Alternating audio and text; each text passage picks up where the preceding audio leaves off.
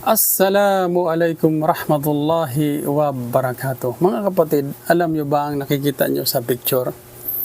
Ito ay Kaaba. Itong lugar nito ay nasa Makkah. Alam nyo ba mga kapatid, ito ay binanggit sa Bible? Basahin nyo po sa Salmo 84:6. Habang binabaybay nila ang tuyong lambak ng Bakka, ayun, inisip nilang may bukal.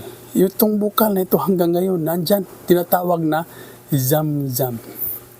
At nasa Genesis 21:21, si Ismail nanirahan. Saan? Basahin niyo po. At nanahan siya sa ilang ng Paran.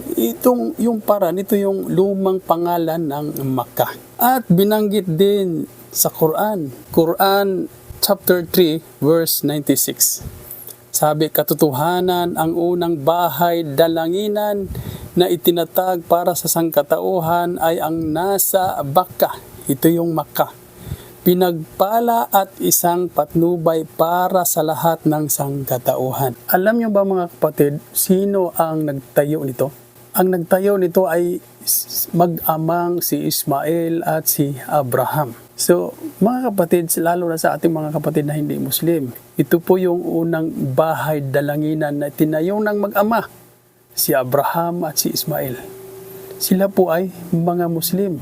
Sinabi sa banal na Quran, ma kana Ibrahimu Yahudiyan wala Nasraniyan walakin kana hanifan musliman wa ma kana minal musyrikin. Sa malapit na kahulugan, si Abraham ay hindi Hudyo, hindi rin Kristiyano, bagkus siya ay matuwid na Muslim at hindi rin siya isang pagano na sumasamba sa mga Diyos-Diyusan. Ibig sabihin mga kapatid, si Abraham ay isang Muslim.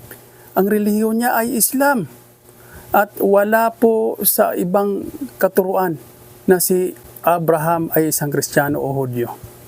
Bagkus, inamin ni Allah subhanahu wa ta'ala na si Abraham ay isang Muslim.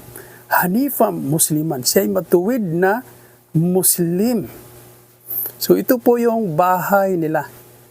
Mismo si Abraham at si Ismail ang nagtayo. So yun po mga kapatid. Ito ang inyong kapatid, Abdul Malik.